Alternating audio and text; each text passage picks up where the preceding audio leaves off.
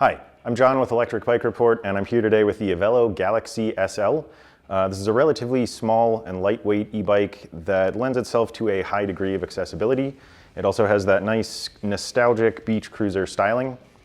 It's one of two Galaxy models. This is the more economical one, but it still features a really nice scope of quality parts, including an Enviolo continuously variable transmission, or CVT, and a Dapu 500-watt mid-drive motor. On top of that, the bike is backed up by Evelo's awesome 4-year and 20,000-mile warranty. Let's dive in.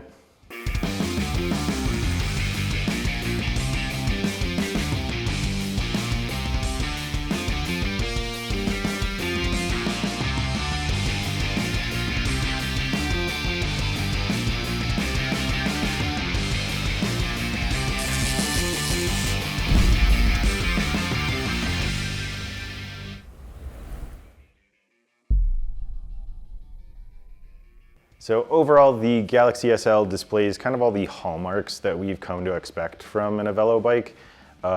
You've got solid performance, good quality parts, and that kind of comes together to make a bike that's just really good for casual riders. A few things that really jumped out with us about the Galaxy is the mid-drive motor. That's going to give you a little bit more of a traditional cycling experience.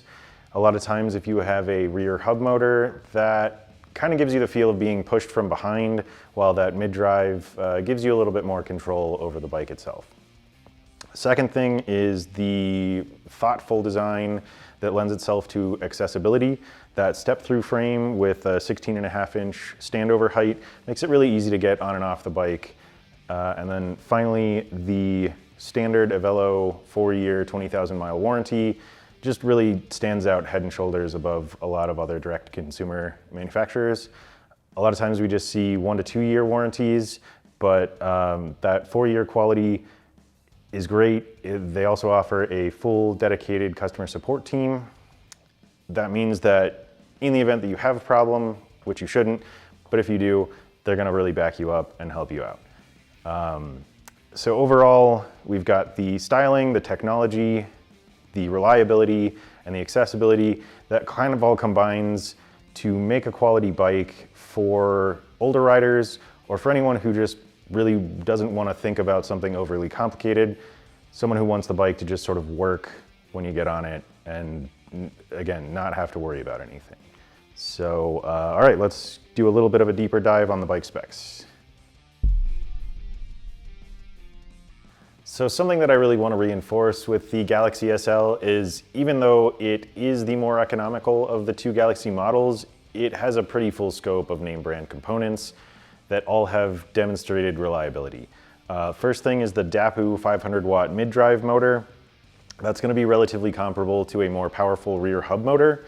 With the mid-drive, you're able to sort of leverage the rider's input a little bit more, which means that you don't need quite as powerful of a motor to begin with. That ties in through a KMC chain drive to the enclosed Enviolo CVT on the rear hub. And that is really kind of the highlight of the Galaxy SL. It is, as an enclosed system, a lot more maintenance-free.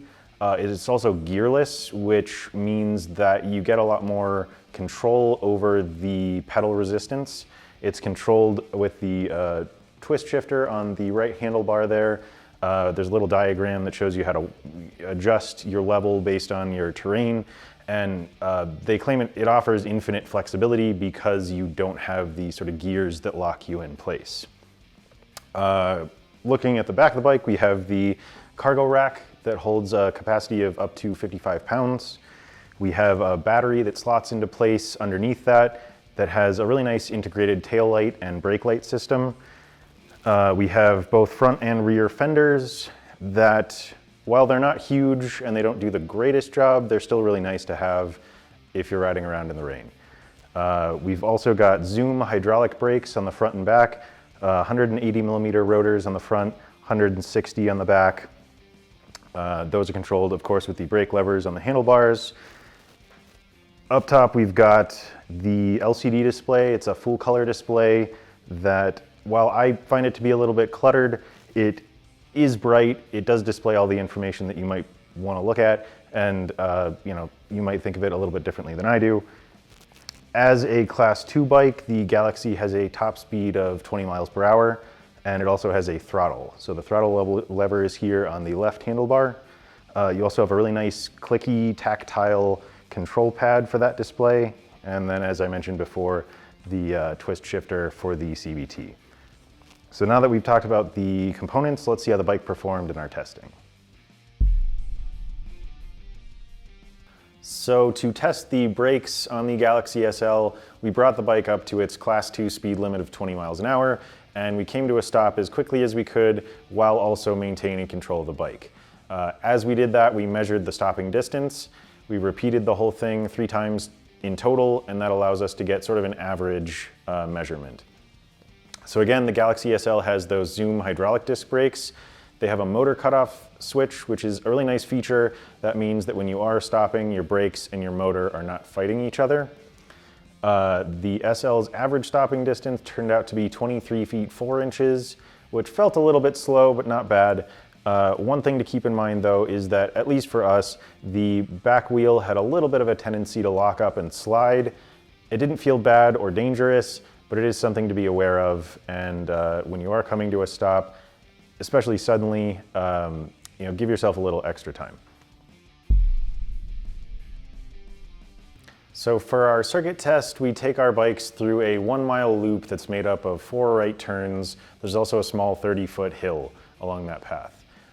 We do that first with 0 assistance from the motor, and then again at each of the pedal assist settings. In this case, it's pedal assist 1 through 5. That, first of all, allows us to get a little more familiar with a bike, but it also allows us to see how the motor engages at those different levels and how the bike handles at different speeds. So we talked a little bit about the motor, but I want to also bring up the fact that it is a torque sensor based. It also has cadence sensors, but the torque sensor in combination with that mid-drive, as I said, gives you that more traditional cycling experience, but it also requires a little bit more input from the rider as opposed to a only cadence sensor rear hub setup. That's going to be most pronounced on hills where the bike is basically going to match your input. You're going to have to put a little bit more work in on the hills, but the bike is going to meet you on your way there. And generally what we found with the Galaxy SL here is that whether you tend to be a little more aggressive in your pedaling or a little more relaxed, either way the bike's going to meet you there. And that was demonstrated through the data that we gathered. We noticed with no motor assistance that the bike was still relatively easy to pedal. That's not something we always see. If bikes are heavier, they can often be difficult to pedal without any motor assistance, but this felt a little more close to a traditional non-electric bike. And then going up from there with pedal assist setting 0 all the way up to PAS 5, we noticed pretty measured, intuitive increases in motor assistance, and that's something that we really like to see. That means that as the rider, you kind of know what to expect when you increase that setting. And again, the motor kind of compensates more and more as you go up in line. Overall, really appreciated that, and I think that that's kind of a broadly appealing quality of the bike. So for our range tests, we actually performed the same test twice. The first is with the maximum PAS setting. In this case, that is PAS 5. And the second is in the lowest setting, in this case, PAS 1. We run both of those until the battery expires, and that gives us more of a real-world life expectancy, to see how far you can actually travel in the real world when you're dealing with hills and weather and all of that stuff. One thing to talk about is the Galaxy SL's battery.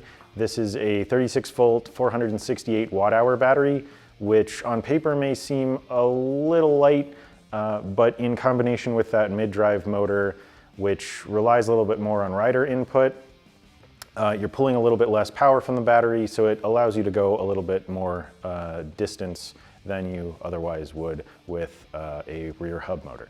So the Galaxy SL, in its minimum setting, achieved a distance of a little over 49 miles, and in its max setting, a little over 24. That, when compared to Evelo's claim of 50 miles, seems pretty accurate.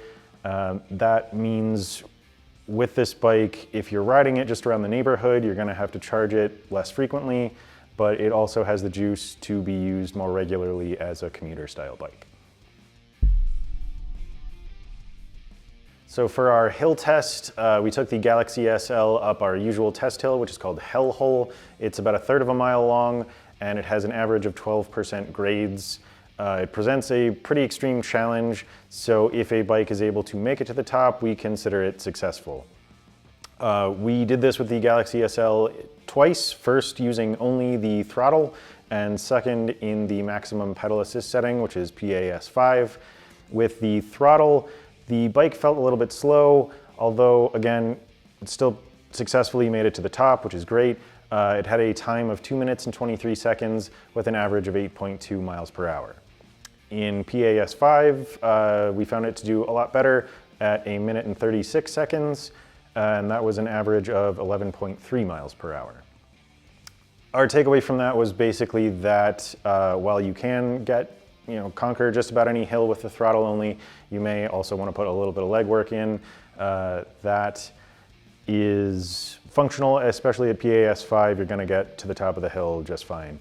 And that kind of comes down to the fact that the motor is a mid-drive. It requires a little bit more effort, but it also has a lot more torque and gives you that capability of climbing hills faster. It's also worth spending a little bit of time discussing the CVT, that continuously variable transmission, and the twist shifter and the handlebar there. So your adjustment on the shifter adjusts a small diagram of a rider and a hill, essentially. We have found that it can be, at least on our bike, a little bit stiff.